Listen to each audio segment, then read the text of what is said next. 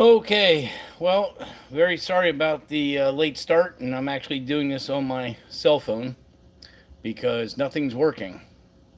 So let me see if I can get this up on the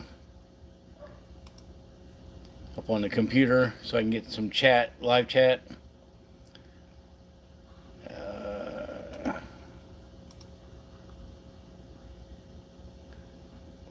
okay, I think this is it here. So, all right, so we got that going. Hopefully, people can hear my voice. There's nobody on right now, so I'll just save this. If somebody logs in later. But this earlier this week, my uh, microphone wasn't working. I was fighting with the computer all day yesterday, and then today I had to go out and do a couple jobs. Got back to the shop about 5 o'clock, and uh, was a mess. I had a bunch of stuff lined up to show on the channel. Oh, good. Ryan's on. He says it sounds good. Good, because this is on my cell phone. Yeah, we major issues with computers today. So, and it's really crappy because I had something I wanted to show everybody. Um, I'll go ahead and do a shorts on it later on, but I think I have gotten a new project for the shop, for the channel. Um, I was watching Steve Morris's channel the other day, and he put together a burnout car for Cletus's deal up in Bristol, and got me thinking that'd be really cool. So I kind of in the back of my mind's thinking, what would be a good car to do some where people might be interested in seeing it, and photographers and everything. And a buddy of mine has uh, I think it's a 1987 NASCAR Ford Taurus. It was the Jeff Bodine #7 Phillips lighting car, and he actually has a show car, but it's built just like a NASCAR. It looks real and everything else. Anyway, he got that thing and got it really cheap from somebody, and took what he wanted off got the motor and stuff out of it. And I was up at his shop today, and I'm like, dude, what are you gonna do with that car? And I got it for him, so it's going to be our car. We'll get some film, picking the car up and stuff. It's in pretty good shape. It needs windows and stuff. It needs a motor and stuff. But I'm thinking LS carbureted motor, just easy peasy, stick shift, and going to make it a burnout car. And we can do some autocross and some other stuff like that with it. And I can get that car together relatively quick once I have an engine. I mean, I should be able to have that thing running in a couple weeks. So it's going to be something new for the channel. Something I think people will really dig seeing it. And of course, I'm not backburnering the Vet Hawk by any means, but I kind of getting Jones to drive something, and a dually doesn't cut it. So I think this will be pretty cool. So I know it looks like right now Ryan's the only one that's on the channel. So anybody that's watching this in the future, go ahead and leave it in the comments, and we'll see how that goes. I think it'd be interesting, and let people have people put in the comments what they think about the project. Unfortunately, I don't know how I can. I got the pictures here on my phone, but I'm not sure if I can get them. Let me see here. No, that's not going to do it. Yeah, so I don't know how I can do a screen on screen or anything with this thing. So anyway, what an afternoon! I thought I had this thing all done. I had the computer running. I had the thumbnail on YouTube ready to go, so people could click on it and get online. And I went back, and the OBS Studio program that I used to put this stuff together, it was locked up, and I started freaking out and rebooted my computer, and for whatever reason, it's still, that program is still not working. So I don't know what to do with that. So anyway, it's kind of ruins the whole plan I had for tonight. Ryan says, does it have the chassis and running gear? Yes, it's a complete car, no dry sump because it was a show car. So it was or is a, it had a 351 in it, but just regular, had B303 aluminum heads on it, or GT40 heads on it, and but it has the boom pipes and all that stuff on it, all the coilover, the coil springs with the adjusters and the shocks. And when we were doing research, when he got the car from a church that it was donated for charity. Actually, the car was actually a show car, and the owner, the story is how I heard it. The owner of Chick-fil-A National, the main company, had it in his personal museum or car collection, whatever. And I guess he had a couple NASCAR cars, and he decided, hey, it'd be a really cool idea. Let me do a contest with all my franchisees. And I don't know what the competition was or anything like that, but the deal was whoever won got the car. And it's all painted up Phillips number 7, Jeff Bodine. It had signatures on the roof from Richard Petty, Jeff Bodine, and a couple other people. This was right about the time when Jeff Bodine sold his team to Petty Enterprises, as I believe. So anyway, the franchisee that won the car is on his store is on North Lake in West Palm Beach. So he got the car. He put it in his garage or warehouse or wherever he had the car. And at some point, the engine locked up, so it wouldn't turn over. So I don't know if it happened to him or if it happened somewhere else. That we don't know. So that guy was a church member at a large church here in West Palm Beach. So they have a thrift store, and they have all kinds of stuff that they do. They have housing for unwed mothers and stuff for people that have drug abuse that they're trying to get recovery and stuff. So they have all these houses and stuff. So anyway, so the guy donates it to the church.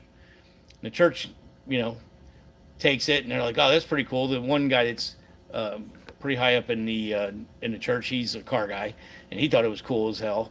And he brought it to my buddy's shop. Motor's locked up, and I was working there at the time, and we went over the car and said, "Man, this thing's locked tight." We tried to drag it loose, and we did a bunch of stuff.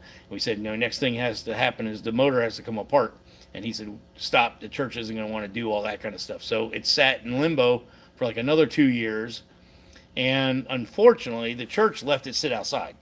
So all the Lexan turned yellow.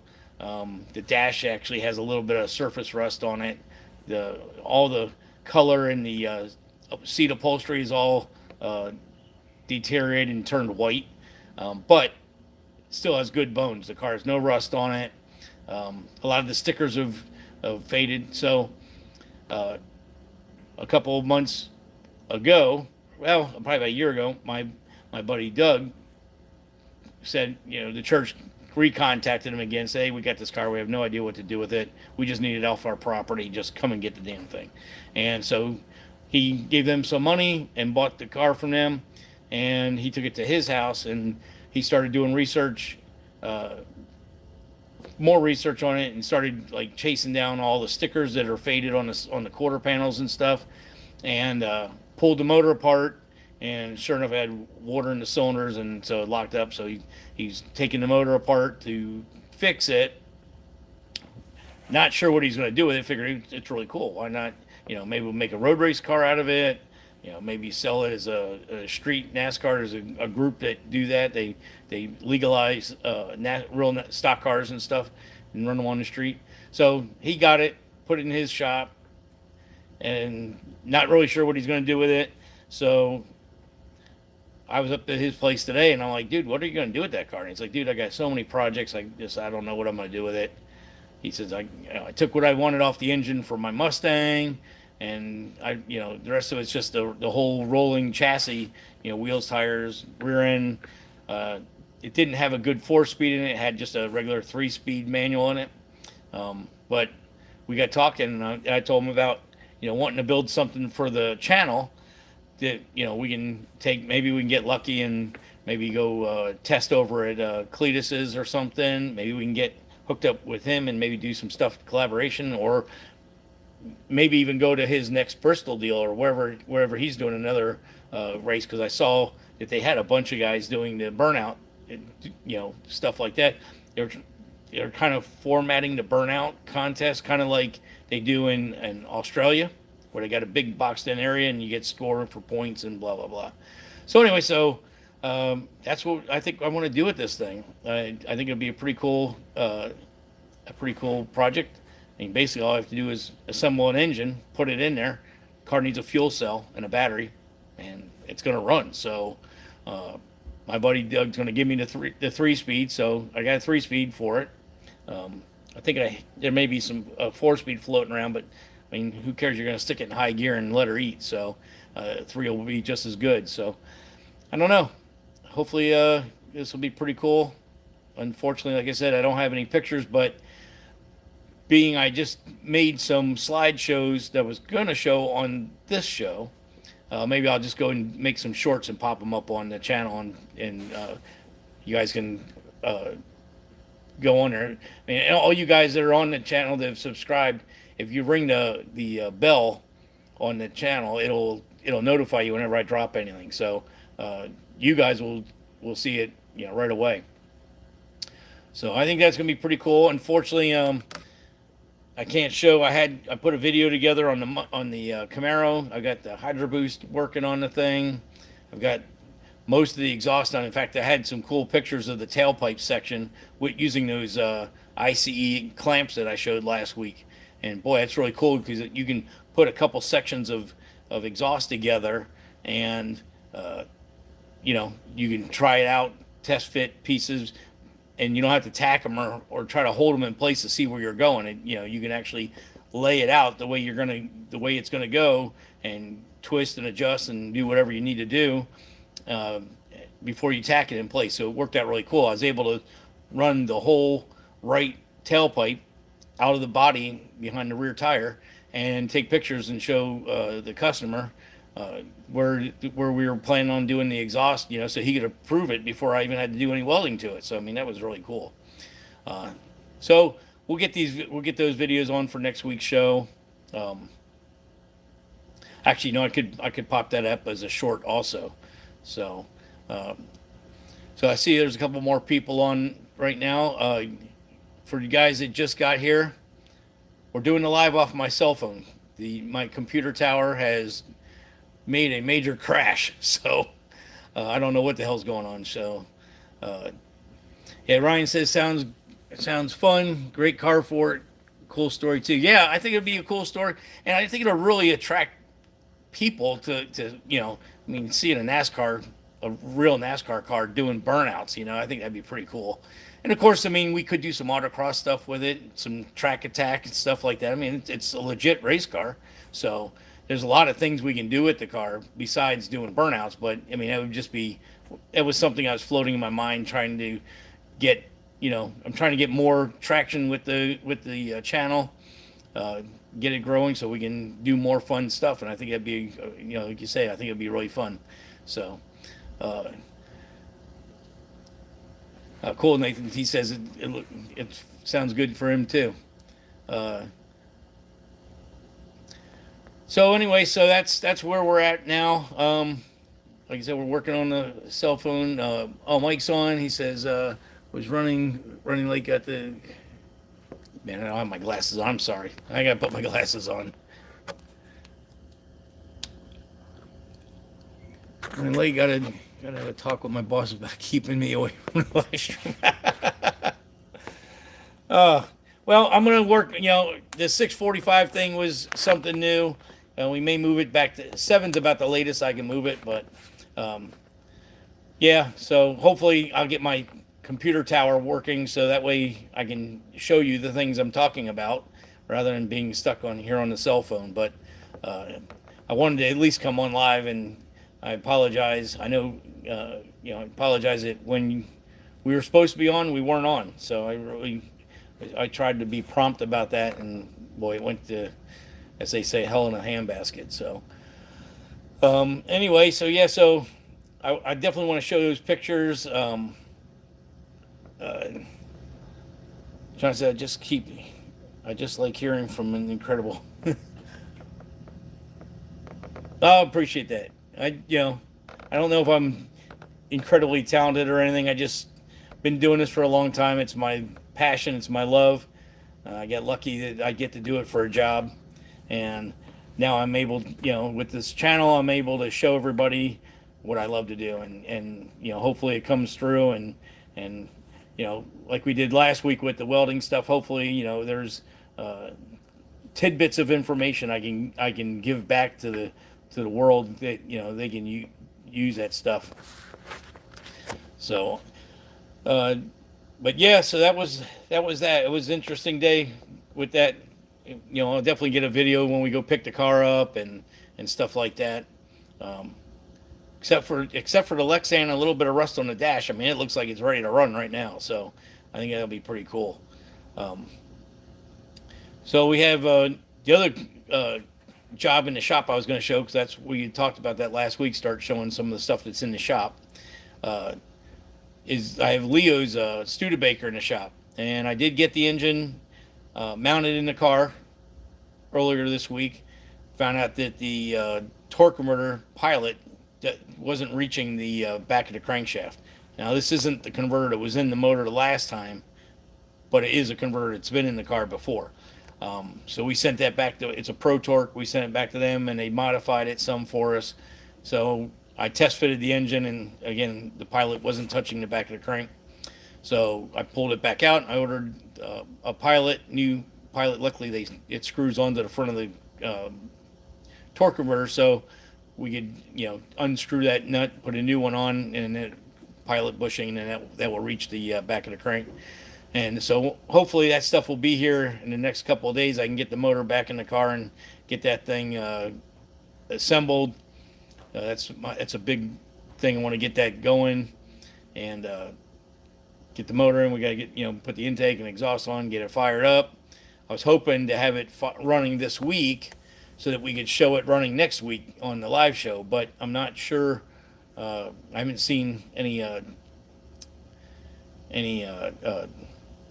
man, sorry about that. A lot tracking. I haven't seen any tracking on the parts yet, so I'm not sure when they're gonna arrive. So that's that kind of holding us up. But I'm staying in the shop the next couple of days. I don't have any errands to run or anything like that. So I will get on the phone, get on that stuff, and try to get that thing done. It'd be great to be able to have that car running for next live show. But it's coming together good. Again, like I said, I wish if we were on the tower, I'd be able to show you. I had a whole slideshow of pictures to show you on the car with the wiring and the Holly and all the sensors and stuff I had wired up on there and everything.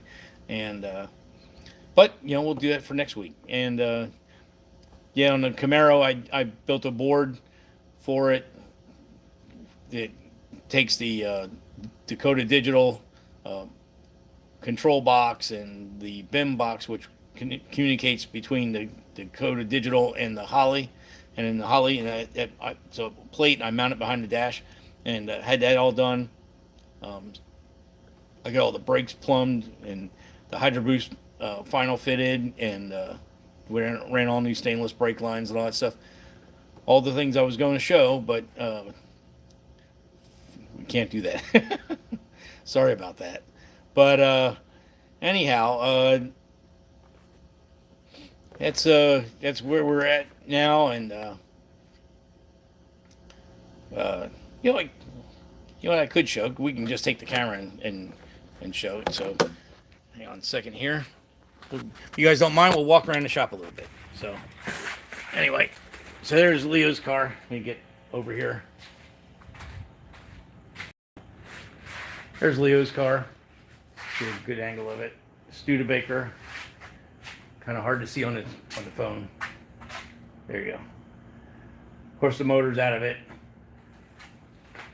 But you can see, like, with the Holly, we have all these sensors here. We have more sensors on the other side there. All on that side's transmission pressure and converter pressure and exhaust back pressure from the turbo. We got fuel, oil, coolant pressure. We read the coolant pressure on it, and manifold boost pressure. So you can do all that stuff. So that'll be together shortly. There's the Camaro. You know what? I can show you the exhaust. I don't know how good it's going to be. You know what? Let me get a flashlight. Sorry about that.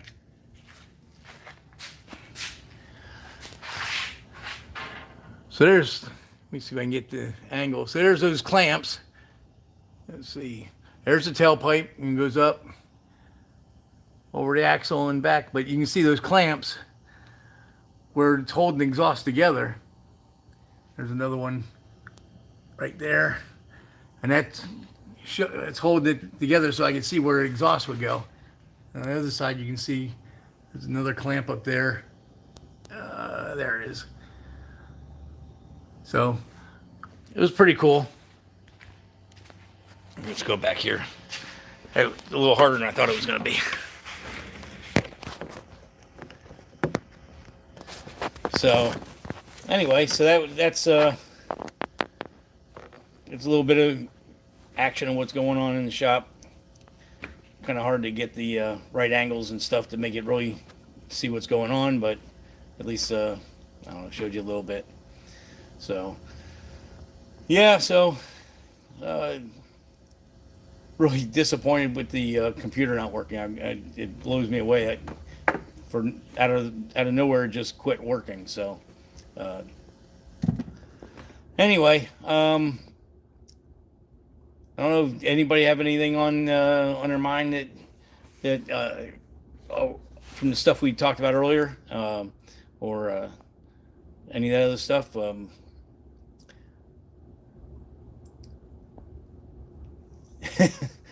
Yeah, Ryan. I don't know if I'd call it perfect. The shop is a mess. I've been thrashing, and then today I was out of the shop for most of the day, so I wasn't able to really do any organizing or cleaning up. But it is what it is, you know. We small shop, so if I have 2-3 projects in here, it gets pretty cramped up pretty quick. So, but I appreciate it. Yeah, I mean, you know, it's a pretty decent little shop. Maybe that's something I should do in a future live, is go ahead and you know, show all the, you walk around the shop, show it. Not that it would only take about 5 seconds, but you know, I think it works really nice. Got LED lighting in there and insulations, air conditioned. Because in South Florida, you got to be air conditioned if you want to work during the day. It's crazy, but yes, that's trying to think what else we had got done since the last show. Just been perfect. Oh, perfect idea. Yeah, we'll definitely get some walkarounds done in the future. It's makes, I think you're right. I mean, it's good people get to see what's going on. The way I kind of do this is we set up an area, and then, you know, like when I'm doing exhaust, I got my chop saw and my welding table and the TIG welder all pulled out and in the working area. And then when I'm done with it, I got to roll it back, tuck it all back away so I can do another job, or if I want to put the cars up and down and stuff like that. But it works. It you know, takes a little bit of time, but it makes it efficient. Mike says, "What AC shop?" Yeah, And I had to do two front end alignments at Doug's today, and boy, did I miss the air conditioning. I don't know how we did that in that place with just fans running. It was hotter than crap up there, but you know, it's what you're used to, I guess. Uh, John says, would rather have. Oh, up in Pennsylvania, yeah, yeah. You probably need heat more than you need the air conditioning. Um, but yeah, when we back in the day when I was driving the Pro Mod, it was John uh, Audie's race car. We used to run it out of their shop, and in the winter or in the summer we'd be up in New York, up in Buffalo, and it's actually fairly cool. You could actually keep the doors kind of closed in the summer and stay pretty comfortable. Boy, they had some big, huge heaters in there, and I didn't dare go up there during the winter. Mike's this summer had to be bad. The dealer I'm at has no climate control. Yeah, yeah. They didn't. When I left, they were gonna. Excuse me. When I left, they wanted me to take my big fans, which I had no room for them. I said, no, you guys need to keep them up here. And trust me, they had them all running. In fact, one they hooked the water back up to the swamp cooler to get it, their lunch area cooler. But yeah, it's Mike knows more than anybody how hot it is down here to be working in the shop. Luckily, Doug's he's got good cross flow because he's got doors east and west, so you can get a fairly good breeze going through the shop, but it's still hot as crap up there. And even my shop with the air conditioning running, I keep it at 78, but with this summer, it's been so hot this summer, it's normally about 82, 83 in here by my middle day. Air conditioner isn't keeping up, but it does keep the humidity down, which is really nice. And one of the great things I like about it is you can leave raw metal exposed and it won't rust. If I'm building an engine, I can take a couple of days and take my time and assemble sections of the engine, and I don't have to worry about getting any surface rust or anything like that. Obviously, if you touch it, you can get some moisture from your hands on there, but for the most part, it stays pretty good. So yeah, so I definitely, and this is a metal building, so I figured you got to have air conditioning for the summer. We never make it. In fact, this weekend, Chuck and I were doing some work outside on a car we couldn't get in the shop, and oh my goodness, I mean, talk about 5 seconds, you're totally soaked, drenched, and wet. I think Saturday I changed shirts 3 times because they were soaked so bad. So, but you live in Florida. Every time I go back to the house to get something to drink, I look at the pool and go, I should just jump in the pool.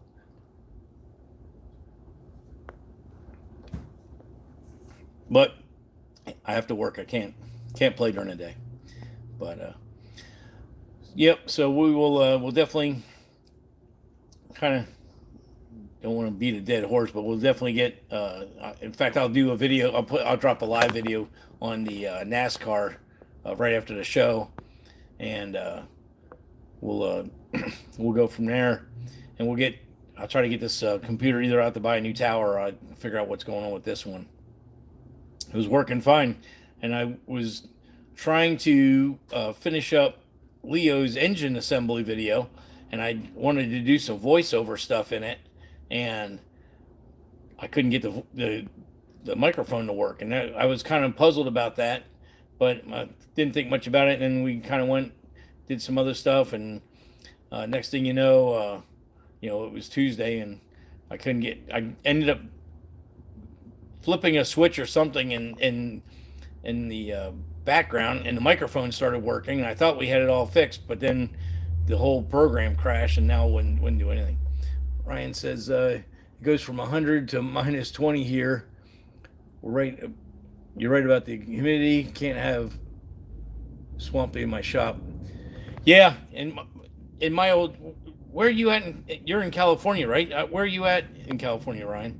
And I know my old business in Boca, we had swamp coolers, which I gave to my buddy Doug, and we had to take the the fiber out and take the water out of them and just run them as big fans because anything that sat in front of those, there was so much moisture coming off the fan, because obviously that's how it's cooling.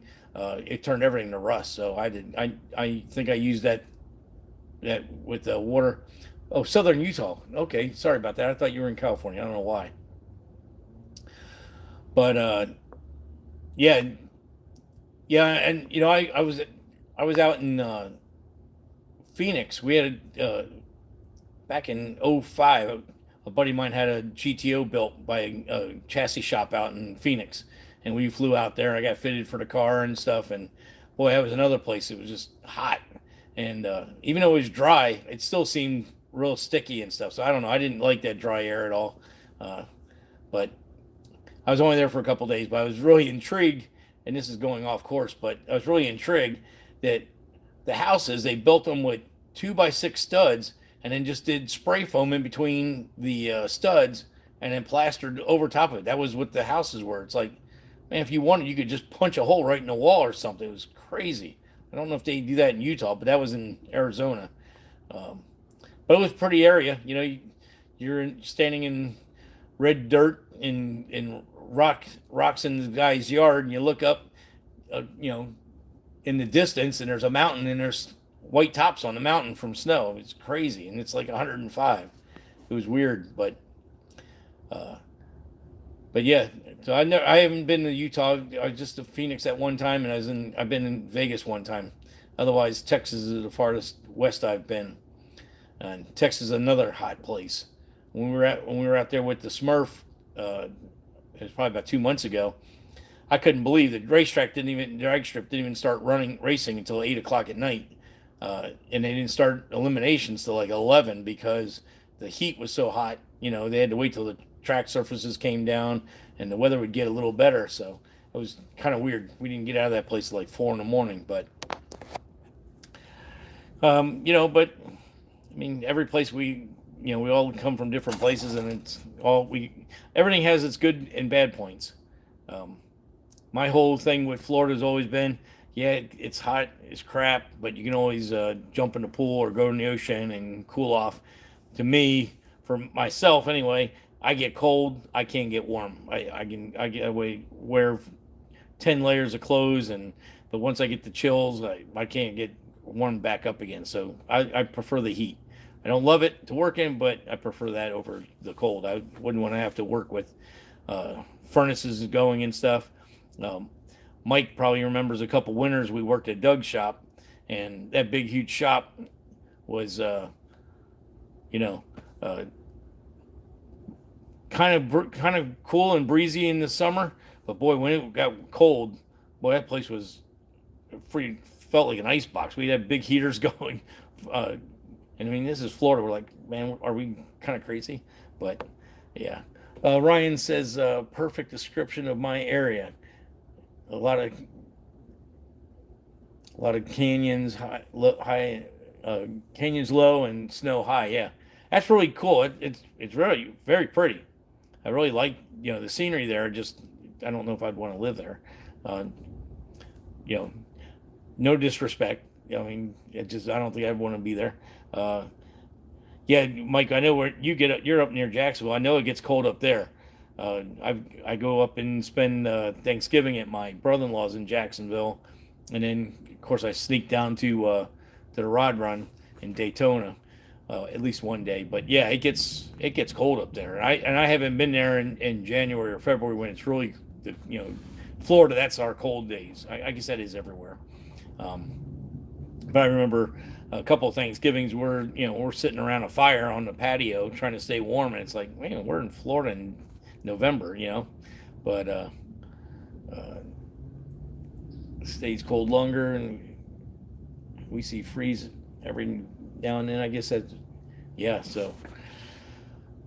so it's crazy stuff, but trying to think if there was any other news I was gonna go over tonight. I really didn't. with all the computer issues, I really didn't get. I was going to try to do a tick tip too, and I didn't never get that put together.